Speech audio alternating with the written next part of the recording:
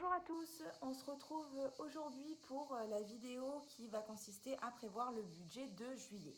Alors déjà pour revenir un peu sur comment je fonctionne, je vous remontre ma petite fiche qui s'appelle budget mensuel provisoire, qui est une fiche plastifiée sur laquelle j'écris avec des Sharpies, donc voilà, des permanents en fait, tout simplement, et que je peux effacer grâce à une éponge magique, petite éponge blanche. En fait, voilà, ce que je vais faire en fait, c'est faire exactement cette feuille-là, mais pour le mois de juillet.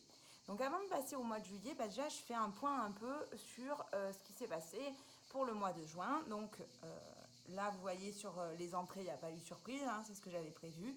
Pareil sur les épargnes.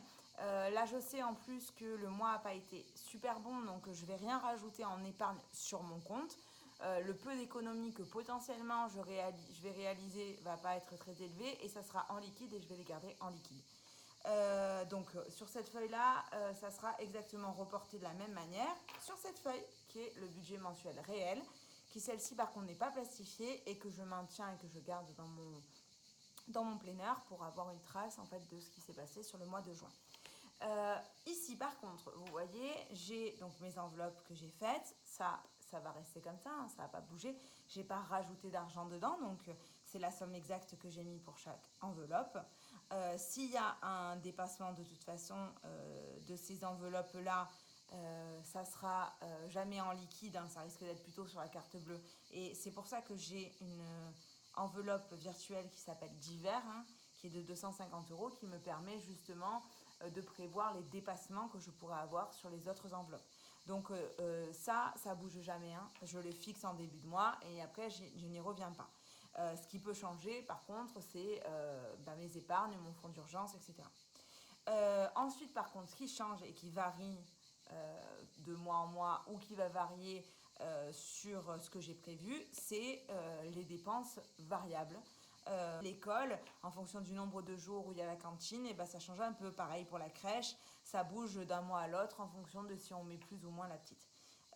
Donc ça, par contre, je suis obligée de refaire le point à la fin du mois, avant d'effacer en fait, pour prévoir le mois de juillet.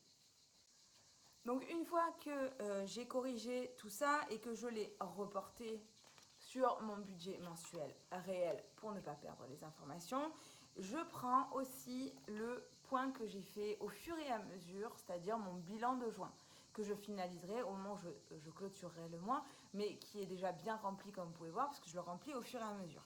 Là en bas, quand il y a marqué à modifier, ici j'ai noté un peu tout ce qui a fait défaut ce mois-ci, y compris les enveloppes qui n'étaient pas assez fournies ou celles qu'il faudrait que j'ouvre, et c'est ça qui va me servir, c'est ces petites notes là qui vont me servir pour faire le budget prévisionnel du mois de juillet.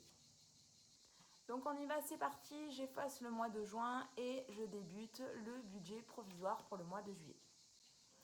Si vous avez des petites difficultés pour effacer le permanent, petite astuce, vous prenez une petite goutte de gel hydroalcoolique et hop, en avant, ça efface tout ce qui vous reste, hop, et que vous n'arrivez pas à effacer avec l'éponge magique. Voilà, maintenant que la feuille est nickel, on est parti pour le mois de juillet.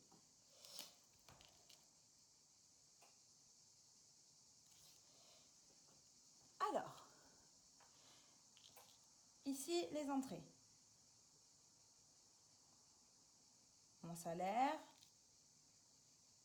celui de mon conjoint, les aides de la CAF et la pension pour ma fille. Les épargnes, ce que j'appelle épargne à long terme, pour moi, c'est celle que je suis sûre de ne toucher qu'en cas d'urgence. C'est-à-dire, ici, mon fonds d'urgence. Ensuite, les épargnes à court terme, c'est plutôt les épargnes dans lesquelles je vais piocher tout au long de l'année pour réaliser des projets. Alors, tous les mois, on a une épargne qui part pour Noël. Ensuite, on a une épargne vacances. Ensuite, on a mariage.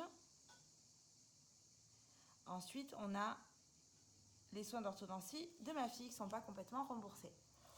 Ensuite, le mois dernier, quand j'ai fait le bilan, enfin ce mois-ci, pardon, quand j'ai fait le bilan, j'ai remarqué qu'il faudrait que je commence à mettre de côté pour l'entretien de la voiture, puisque j'ai été surprise par la révision et je ne m'attendais pas à ce qu'il y ait des frais supplémentaires. Donc, c'est un peu indispensable que je commence à mettre de l'argent de côté. Alors, ceux qui me suivent déjà ont vu que j'ai une petite enveloppe entretien voiture, mais cette petite enveloppe entretien voiture, c'est plutôt le contrôle technique, changer les essuie-glaces, etc. Ça ne peut pas prendre en charge des gros paiements comme changer le train de pneus, quoi. Donc du coup, il faut que je fasse une épargne pour l'entretien des voitures.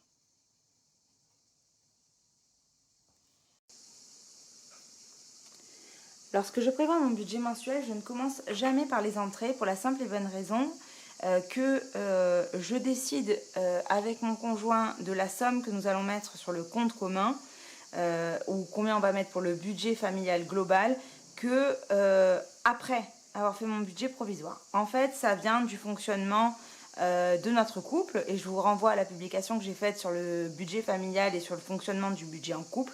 C'est-à-dire que nous avons nos salaires qui arrivent chacun sur nos comptes perso et nous décidons ensuite de faire un virement sur le compte commun ou de retirer une somme d'argent en commun. Donc en fait, c'est plutôt dans l'autre sens que ça se fait. On détermine d'abord nos dépenses variables, nos épargnes et nos dépenses fixes et ensuite on détermine combien on va allouer chacun au budget familial. C'est un fonctionnement qui marche parce qu'on met la même chose. À partir de septembre, je vais reprendre le travail, mais à 50%. Donc, je vais avoir une grosse baisse de salaire. D'ici là, peut-être qu'on fonctionnera différemment sur combien on va mettre chacun pour le budget familial. Là, à l'heure actuelle, on met exactement la même somme qui est comprise entre 1570 € et 1780 à peu près tous les mois. En fonction des différentes dépenses qu'on aura prévues. Donc, je commence du coup pas par les entrées. Par contre, je peux faire les épargnes à court terme, donc celles qu'on met de côté pour nos projets chaque mois. Donc, chaque mois, pour Noël, on met 100 €. Pour les vacances, 200. Pour le mariage, 130. Pour les dents d'Elena, 50. Et pour le fonds d'urgence, 120. L'entretien voiture, c'est la nouvelle épargne dont je vous parlais suite à la révision de la voiture qui nous a coûté quand même assez cher. Il y a la deuxième qui arrive en plus d'ici le mois de juillet. Donc, il faudra plus se faire avoir et donc créer une enveloppe. Par contre, effectivement, on ne va pas mettre un gros montant parce que le but, c'est d'avoir à peu près entre 500 et 600 € de marge chaque année pour l'entretien des voitures, sachant qu'on a aussi notre fonds d'urgence qui peut être débloqué si vraiment il y a un gros souci. La pension que je touche pour Elena est toujours la même chaque mois et la CAF également. Ensuite, on passe aux différentes dépenses. Donc, les dépenses fixes. Celle-là, c'est celle qui tombe tous les mois et pour lesquelles je n'ai pas de mots à dire sur le montant. Donc celles-là, ce sont vos dépenses fixes. Donc il y a 160 € de pension pour Nola, donc la grande. Il y a 175 € d'assurance en moyenne. Il y a environ 100 € de mutuelle. Il y a 220 € pour l'école et 250 € pour la crèche. Internet et OCS, 45 €. Les téléphones, on est à 28 € et les charges à 150 €. Ensuite, pour les dépenses variables, c'est donc les dépenses que vous allez faire et pour lesquelles vous avez le choix du montant que vous décidez d'allouer. Le montant que vous décidez d'allouer dépend du contexte actuel, mais aussi de vos choix de vie et de ce qui est important pour vous. Par exemple, vous verrez que dans notre budget à nous, le budget resto est très important comparativement au budget beauté. Voilà, parce que nous, on est plus resto que beauté. Voilà, après, vous mettez l'argent un peu dans les enveloppes comme vous l'avez décidé. Nous, ce sont nos enveloppes, mais vous pouvez en avoir d'autres, évidemment. Moi, je n'ai pas d'animaux de compagnie, par exemple. Vous pouvez avoir très bien une enveloppe animaux, etc. Et d'autres enveloppes, peut-être sport, peut-être fuel si vous avez si vous fonctionnez au fioul, enfin il peut y avoir plein d'enveloppes qui dépendent effectivement de votre façon de vivre. Donc nous, pour le budget court, c'est tous les mois 600 euros. Dans les bons mois, on dépense 450. Ces 2 derniers mois, c'est même pas la peine, hein, les 600 quasiment ils y passent, parce que avec l'inflation, les prix ont vachement augmenté. Pour les vêtements, on met tous les mois 100 euros, sachant que c'est une enveloppe que je ne touche pas, c'est-à-dire que je prends à l'intérieur, mais chaque mois je ne la vide pas. Elle reste pleine pour le mois suivant. Ce qui permet du coup, pendant les soldes par exemple, d'avoir un petit peu de marge pour pouvoir acheter des vêtements, en l'occurrence aux filles souvent. La maison, c'est pareil, c'est un budget de 50 euros, entre 100 et 150 euros par mois. Dans maison, c'est tout ce qui est équipement, par exemple un parasol, des transats, un coussin pour le canapé. Ça c'est pareil, c'est une enveloppe qu'on remplit tous les mois mais qu'on ne vide pas à la fin du mois. Achat sorti, c'est 120 euros. Alors, achat sorti, c'est quoi? C'est les achats plaisir, donc les livres, les DVD, voilà. Et les sorties, c'est tout sauf les restos. C'est-à-dire, en gros, le cinéma, un parc d'attractions, etc. On va prendre dans les sorties. Par contre, les restos, c'est un budget à part. J'aurais très bien pu, comme je vous disais tout à l'heure, faire un seul budget, mais ça m'arrange de faire comme ça. C'est plus facile pour moi de gérer et de voir combien je dépense dans chaque poste. Les cadeaux, c'est par mois 50 euros. Et ces cadeaux-là, du coup, c'est pareil, c'est une enveloppe que je ne touche pas, qui se remplit au fur et à mesure. Et les cadeaux vont dépendre des anniversaires et des fêtes qu'il va y avoir dans le mois. Le mois de juillet, c'est un petit mois en termes de cadeaux, parce qu'on n'a pas beaucoup d'anniversaires dans la famille et qu'il n'y a pas de fête des mères, fête des pères, etc. Donc, c'est un petit mois. Les gros mois, comme le mois de janvier où on a beaucoup d'anniversaires, ça peut m'arriver de mettre 100 euros dans l'enveloppe cadeau. Bébé, c'est une enveloppe que j'utilise du coup pour les achats qui ont un rapport avec Zoé. C'est pas une enveloppe pour les courses. Je peux l'utiliser en fin de mois si vraiment je suis un peu raide au niveau des courses et par exemple j'ai besoin d'acheter du lait. Mais à la base, c'est pas une enveloppe faite pour ça. C'est plutôt pour la déco, pour sa chambre. Là, je l'ai utilisée pour les faire part, etc. Donc là, c'est plutôt une enveloppe autre. Ou si par exemple, je lui ai fait faire une séance d'ostéo. Voilà, etc. Beauté, ce mois-ci, j'ai décidé de ne rien mettre dedans. C'est ce que je vous disais. Je vous disais qu'on ne dépensait pas beaucoup en beauté. Et là, l'enveloppe, il reste suffisamment d'argent. Et en plus, ces derniers temps, l'essence a augmenté. Donc, je vais augmenter le budget voiture. Donc, du coup, je prends de l'enveloppe beauté pour mettre dans l'enveloppe voiture. C'est ce qui est important dans le budget. C'est vraiment d'être adaptable en fonction de la situation. Et surtout adaptable en fonction de la situation que vous ne maîtrisez pas. C'est-à-dire l'inflation, les conflits mondiaux, etc. Vous avez bien vu ces derniers temps, le prix des matières premières a augmenté, le prix de l'essence, le prix du gaz. Donc c'est sur ça qu'il faut que vous puissiez vous adapter. Donc c'est facile, hein, l'argent, c'est pas étirable à l'infini, hein, donc il faut bien prendre à des endroits pour en mettre à d'autres. Le gaz, ce mois-ci, je ne vais pas mettre non plus. Alors là, pour le coup, il y a une grosse inflation sur le gaz, hein, mais j'ai ce qu'il faut pour acheter 2 bouteilles de gaz. Donc pour l'instant, ça sera suffisant. Si le mois prochain, je vois que le gaz a vraiment flambé, je remettrai de l'argent. Les filles, c'est pareil. Je ne vais rien mettre simplement parce que il y a ce qu'il faut. Elles ont 10 euros chacune. C'est amplement suffisant pour le mois. Elles sont toutes petites, hein, donc vraiment, il va y avoir le marché nocturne à La Ciotat. Voilà, si elles s'achètent un petit bracelet ou un petit chouchou, un petit machin chacune, 10 euros, c'est largement suffisant. Il n'y a que le 14 juillet, donc c'est pour mon défilé férié. Et pour mon défilé férié, je mets 10 euros par jour férié. Donc je compte les 10 euros pour le 14 juillet. Ensuite, nous avons la petite enveloppe entretien de voiture qui, elle, comme je vous disais, sert pour les petits frais, le lavage, les changements d'essuie-glace ou quoi que ce soit qui a un rapport avec l'entretien de la voiture, je ne sais pas, mettre des tapis de sol, etc. C'est une petite somme, donc je ne vais pas mettre énormément. Il y a le contrôle technique qui arrive, donc on va mettre 30 euros. Pour la rentrée scolaire, alors elle approche la rentrée scolaire et là par contre je vais mettre 100 euros. Dans cette enveloppe rentrée scolaire, je compte effectivement tout ce qui va être fourniture scolaire, mais aussi le cartable, les vêtements, les chaussures pour la rentrée, les sorties scolaires, les photos de classe, tout ce qui va avoir un rapport avec l'école. Comme j'ai la deuxième qui fait aussi son entrée à l'école, je vais avoir 2 enfants à l'école cette année, j'ai quand même prévu une grosse enveloppe.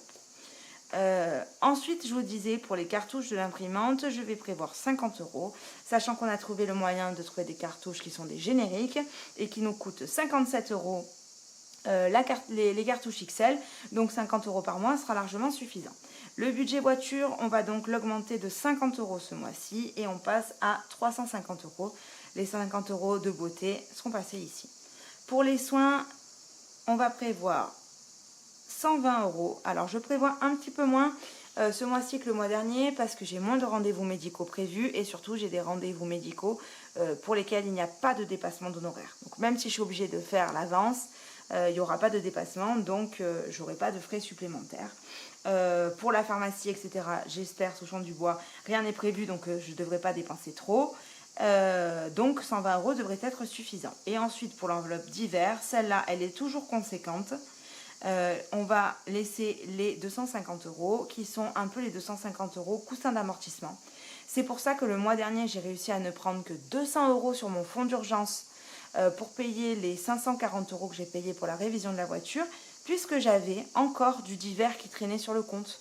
Et ce qui m'a permis donc d'assurer pour payer les frais liés à la voiture sans toucher, sans trop impacter mon fonds d'urgence. Voilà pour le budget prévisionnel du mois de juillet. Donc, petit récapitulatif pour que tout le monde suive. Les épargnes à court terme vont sur mon compte épargne.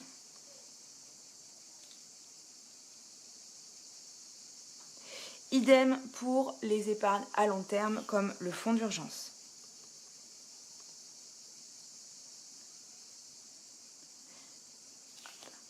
Ensuite, toute cette partie-là, jusqu'ici, c'est en cash. C'est ce qu'on appellera les enveloppes. Celles-ci sont des enveloppes espèces et celles-ci sont des enveloppes virtuelles. Ici, c'est sur le compte courant. Voilà pour le budget prévisionnel du mois de juillet, sachant qu'il va encore bouger jusqu'à ce que je clôture le mois de juin. Alors, il bougera peut-être pas, hein, mais il peut potentiellement encore bouger jusqu'à ce que je clôture le mois précédent. Mais il est fait, ce qui fait que le jour où j'ai ma paye, je peux d'ores et déjà savoir combien nous allons chacun retirer et combien nous allons mettre sur le compte courant, combien nous allons mettre sur le compte commun d'épargne. Pardon. Donc, ça me permet du coup de calculer le montant qu'on va mettre chacun. Donc, une fois que j'ai mis toutes les catégories, que j'ai rempli toutes les sommes, je calcule combien Sébastien et moi on va devoir mettre dans chacun des postes. Donc en épargne, quand j'ajoute mes épargnes à long terme et mes épargnes à court terme, j'arrive à 650 € d'épargne. Ensuite, pour ce qui est du compte courant, c'est-à-dire tout ce qui va rester sur le compte sur lequel on a une carte bleue, il va y avoir toutes les dépenses fixes plus les 3 enveloppes qui restent virtuelles, auxquelles on soustrait la CAF qui va aussi sur le compte courant et la pension d'Elena qui va aussi sur le compte courant. Il nous reste donc à mettre à disposition 1168 € sur notre compte courant. Ensuite vient le cash et donc ce sera le montant de toutes les enveloppes en espèces qui s'élève à 1460 €. Ce qui nous permet du coup par personne de savoir exactement combien on doit mettre, c'est-à-dire 650 plus 1168 plus 1460 divisé par 2, ça fait 1640 € chacun. On a donc le montant exact pour arriver à un budget base 0, c'est-à-dire que si nous mettons 1640 € chacun, que la CAF nous verse 480 €, que le papa d'Elena me donne 200 € et que ensuite nous plaçons 650 € d'épargne, puis 1460 € dans les enveloppes en liquide et 720 € plus 1128 € sur le compte courant, nous arriverons à un budget de 0 €. Tout aura été dépensé. C'est quoi l'intérêt du budget base 0? C'est que vous n'avez pas d'argent qui se balade sur votre compte, ce qui veut dire que du coup, vous ne pouvez pas vous permettre d'achats compulsifs, d'achats impulsifs, en dehors des montants que vous vous êtes fixés. Et c'est comme ça que vous évitez le découvert ou que vous évitez les mauvaises surprises budgétaires et que vous contrôlez votre budget. Donc quand on fait du budget ou quand on s'intéresse au budget personnel, on évite de comparer par rapport à combien gagnent les gens parce qu'en fait, peu importe finalement le salaire qui rentre, c'est le principe qui est important. La méthode reste toujours la même. C'est-à-dire que peut-être que ces gens-là qui gagnent moitié moins que nous vont pas mettre 100 € pour Noël, mais 30. Peut-être pas 200 € de vacances, mais 50. Le fait est quand même que le principe reste le même. Toujours vous payez en premier, c'est-à-dire toujours épargner et prévoir vos projets en premier lieu. Ensuite, calculez vos dépenses fixes, ce qui ne peut pas être comprimé.